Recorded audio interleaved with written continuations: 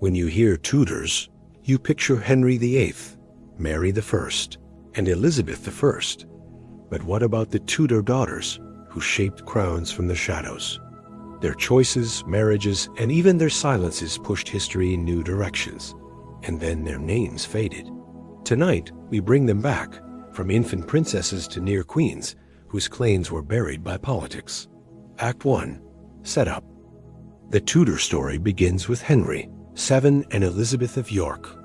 Their marriage ended the Wars of the Roses and brought a fragile peace. To keep it, the Tudors used daughters as bridges, across borders, across rival houses, across time. In England, law and custom favored sons, but the Tudor male line was thin. When a son failed to appear or died, daughters became the load-bearing walls. Marriages were diplomacy with rings. A birth could shift an alliance.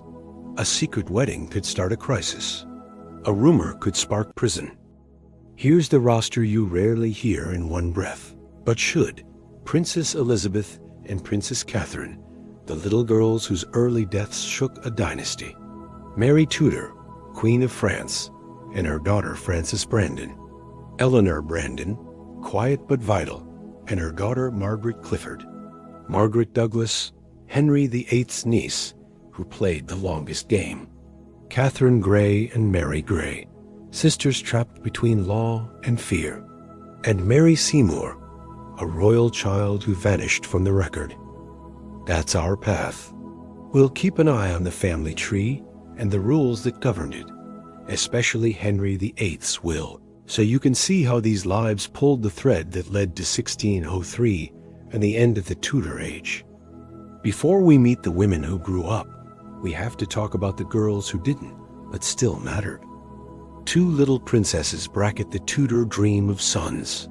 Princess Elizabeth Tudor, born in 1492 to Henry VII and Elizabeth of York, died at age 3. Her brief life is a whisper in many books, but it mattered. Each small coffin reminded the court how fragile the future could be. In 1503, Princess Katherine Tudor arrived and lived only days. Her mother died soon after. The royal nursery kept emptying. Those losses haunted Henry VIII, who would later chase sons through divorces and wars. Now shift to the sisters, who lived long enough to change Europe. Margaret Tudor, born in 1489, married James IV of Scotland at 13. Mary Tudor, born in 1496, married the aging French king Louis XII at 18. Both were daughters of Henry VII. Both were chess pieces with beating hearts. These two marriages set up the rest of the dynasty. Through Margaret came the Stuart line that would one day take England. Through Mary came the Brandon and Grey lines that Henry VIII named in his will. That's the frame. Now let's step closer to the daughters history forgot and see what they carried and what it cost them. Act 2. Escalation. Start with Margaret Douglas, the daughter of Margaret Tudor from her second marriage to Archibald Douglas, Earl of Angus. Born in 1515, raised at the English court, Margaret grew up under her uncle Henry VIII's watch. She had rank, charm, and ambition, and she kept testing the edges. As a teen, she fell in love with Lord Thomas Howard, the Duke of Norfolk's half-brother. Without the king's permission, they secretly pledged themselves. For this, Margaret went to the Tower. Howard died in prison. Lesson learned? Not quite. Years later, she married Matthew Stuart, Earl of Lennox, a Scottish noble with royal blood. That match, with permission, made her a power broker between Scotland and England. Margaret's plan was simple: unite the Tudor and Stuart bloodlines through her son. She set up the marriage of her boy, Henry Stuart Darnley, to Mary, Queen of Scots. The match was risky, brilliant, and disastrous. It produced James, the baby who would grow up to be James VI of Scotland and, later, James I of England. For that alone, Margaret Douglas stands at the center of the story. She spent time in prison more than once for schemes real and rumored. but she lived to see her grandson crowned in Scotland, the grandmother of a king, a forgotten architect. Now cross to Mary Tudor, Queen of France. She was Henry VIII's beloved younger sister, lively and bold. In 1514, she married King Louis XII, who was over 30 years older. Louis died within months. Rumor says Mary made Henry promise she could choose her next husband. She chose for love Charles Brandon, the king's best friend. They married in secret in France. Henry was furious, but forgave him after fines and pageantry. That love match changed the line of succession. Their daughters would one day stand next in the Tudor, while after Henry's children. The elder daughter, Frances Brandon, is remembered mostly as Lady Jane Grey's mother. That sells her short. Frances grew up at court, learned languages, hunted with the king, and managed estates. She married Henry Grey, later Duke of Suffolk. After King Edward VI died in 1553, a plan briefly put Jane on the throne. It failed in days. Jane was executed under Mary. The first Frances survived and quietly rebuilt her life. She remarried a trusted household officer, Adrian Stokes, an unusual move for a duchess. The old story paints Frances as a harsh mother. Modern historians find more nuance in letters and accounts. Whatever the truth, she lived through a storm and tried to keep the rest of her family afloat. Frances's younger sister, Eleanor Brandon, married Henry Clifford, Earl of Cumberland. She didn't court drama. She ran a great house in the north and kept her head down. But her daughter, Lady Margaret Clifford, inherited a live wire, a claim to the throne under Henry VIII's will. That claim would make and unmake fortunes in the next reign. Before we follow Margaret Clifford, we have to meet the Grey sisters Katherine and Mary Frances Brandon's younger daughters. If you know Jane Grey, picture her sisters alive in the shadow left by her fall. Every whisper could sound like treason. Every friend could be a spy. Catherine Grey was beautiful, quick, and watched. Elizabeth, I saw her as a threat, not a friend. Under the Tudor will, if Elizabeth died childless, the crown could pass to the descendants of Mary Tudor, Queen of France. That included Katherine. So when Katherine secretly married Edward Seymour, Earl of Hertford, the nephew of Henry VIII's third queen, without the Queen's consent, it set off alarms. The marriage might produce a son with a powerful Tudor Seymour claim. Elizabeth threw Katherine in the Tower. Even there, Katherine and Edward found ways to meet. She gave birth twice, once in the Tower, once under house arrest. The Crown refused to accept the marriage as valid, which meant the boys were branded illegitimate. Elizabeth was not only protecting her throne, she was protecting the peace. A clear, legitimate male heir from the Grey line could split the realm. Katherine wrote begging letters that still break your heart plain, pleading and brave. She died at 27. Mary Grey, the youngest sister, was small in stature. Many say she had dwarfism and large in wit. She also fell in love without permission. Her chosen husband was Thomas Keyes, the Queen's giant yeoman porter.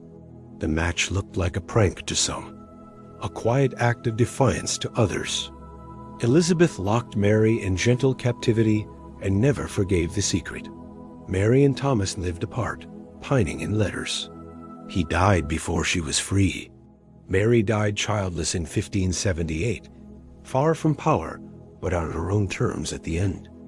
Now back to Lady Margaret Clifford, daughter of Eleanor Brandon. For a time, she sat close to the center of the board. If Catherine Grey's sons were out, the next branch from Henry VIII's will ran through Eleanor's line. That meant Margaret Clifford, and then her children might be next. She married Henry Stanley, later Earl of Derby. Their household was brilliant and restless. Their son Ferdinando would inherit the title and move in high circles where poetry, theater, and politics mixed, yes, even near the world of Shakespeare. Margaret Clifford's fortunes rose and fell with rumors about the succession. In 1579, she got in trouble for consulting astrologers to ask when the queen might die. That sounds strange now, but in Tudor England, it was a serious offense. It read like wishing the monarch dead. She was put under house arrest. She never fully shook the cloud, yet her line mattered. When Queen Elizabeth I died in 1603, some argued that the next in line, under Henry's will, should be Margaret's granddaughter, Lady Anne Stanley. The crown went north to James VI instead. The strongest army of ideas gave way to the strongest army of facts. One more daughter stands at the edge of the map, Mary Seymour. She was the only child of Katherine Parr Henry VIII's last queen and Thomas Seymour. Mary was born in 1548. Her mother died of childbed fever days later. Her father was executed for treason months after that. The baby became a ward of the powerful Duchess of Somerset. And then silence. The records go dark. Most historians think Mary died as a child. In an age of ledger books and letters, not every life leaves a line. Her absence still pricks the heart. Finally, a brief word on rumor and reach. You'll sometimes hear that Henry VIII had hidden daughters through Mary Bullen, sister of Anne. Two names appear, Catherine Carey and Mary Carey. Both grew up at court. Catherine married Sir Francis Knowles and served Elizabeth I at the highest level. Her daughter Lettice married Robert Dudley. The gossip says Catherine might have been Henry's child. Most scholars doubt it. The timing and the king's behavior don't fit well. The truth is, we don't know, and that's the point. In a world where blood could build a crown, rumor was a weapon. Even whispers about paternity could bend how people treated you. Act 3, Climax and Aftermath. Step back and look at the board in 1603. Elizabeth I is dying without a child. The country holds its breath. There are two ways to claim the crown. One is by strict primogeniture, the idea that the crown passes to the closest heir by birth through the eldest line. By that path, the claim runs through Margaret Tudor's branch to her great-grandson, James VI of Scotland. He is a male, an adult, and a king already. He's also the grandson of Margaret Douglas, the niece who spent years gambling for this shot. His circle has been making friends in England for years. He has allies in the north and at court. He writes smooth letters. He promises a peaceful handover. The other path is Henry VIII's will. Near the end of his life, Henry set down an order. After his children Edward, then Mary, then Elizabeth, the crown should pass not to the Scottish line through his sister Margaret, but to the English line through his sister Mary, to Frances Brandon and her heirs, and then to Eleanor Brandon and hers. That order would keep the crown in England and away from Scotland. Under that plan, if Catherine Grey's boys were out for illegitimacy, the next in line would be Eleanor Brandon's descendants, Lady Margaret Clifford's children, especially the Stanleys. Some powerful lawyers and nobles thought this mattered. When Elizabeth died, paper and practice collided. The realm chose the sure thing. James of Scotland. The Privy Council moved fast. Messages raced north. Within hours, the long bet of Margaret Douglas paid off. The union of the crowns began. The line that one ran through a daughter. Look at the cost and the quiet. Catherine Grey died young, her sons marked by law, but protected by friends. Mary Grey lived honestly and small, and left no child. Frances Brandon rebuilt after tragedy and took her second chance. Eleanor Brandon kept the claim alive by staying out of the fire. Margaret Clifford paid for a question asked at the wrong time. Mary Seymour flickered and vanished. And Margaret Douglas, stubborn and tireless, saw her grandson inherit 2 kingdoms. There is drama here, but not always the kind that makes the front of a textbook. It's the drama of letters carried at night, of marriages made and unmade, of tears dried and rules read aloud. It's the drama of a world where a girl's birth could shape a century and a misstep could end her line. Twist Insight. Here's the twist. The Tudor age, famous for mighty kings and dazzling queens, was held together by women whose names rarely headline the story. When the male line failed, the crown moved along the branches through daughters. We tell the Tudors as a tale of Henry's marriages and Elizabeth's reign, but the engine of succession was female. Daughters cemented peace, stitched rival houses together, and carried claims forward when brothers died. Their bodies were borders and bridges. Their choices often decided which cousin would wear a crown. There's a second insight. Power made these women both prized and dangerous. The same blood that opened doors also painted targets on their backs. A rushed wedding could look like a plot. A pregnancy could look like a threat. A quiet life in the North Eleanor Brandon's path might be the smartest move of all. In the Tudor world, staying alive could be a kind of heroism. Remember, too, how much of this played out on paper. Wills, genealogies, petitions. The crown followed not just swords, but sentences. Henry VIII's will shaped the hopes of the Brandon and Clifford lines for half a century. Lawyers argued. Councils weighed. Queens watched for any sign of a rival stirring. In the end, people with pens and seals chose stability, but they did so in a landscape drawn by daughters. Reflection, takeaway. So what do we carry from these lost royal lives? First, history hides its hinges. Katherine Grey, Mary Grey, Frances and Eleanor Brandon, Margaret Douglas, Margaret Clifford, Mary Seymour. These names don't headline most classes, but their lives formed the junctions where the road could have turned. The crown that went to James in 1603 could, on paper, have gone to a Stanley granddaughter in England. The difference came down to timing, planning, and the long shadow of a will. Second, the Tudor story isn't just about crowns. It's about living under pressure. These women navigated danger with courage, caution, and sometimes mistakes that cost them dearly. Some played for glory. Some chose safety. Both choices took strength. Third, the end of the Tudor line was not an end at all. It was a handoff designed by daughters. Margaret Tudor's marriage sent the crown north. Mary Tudor's daughters kept alive an English path that might have kept it home. The union that followed reshaped the islands, but it began with sisters. Your turn. Which of these women deserves her own full-film Katherine Grey and her forbidden love, Margaret Douglas, the grandmother kingmaker, or Mary Seymour, the vanished child, and why? I'd love to hear your pick and your reasoning in the comments.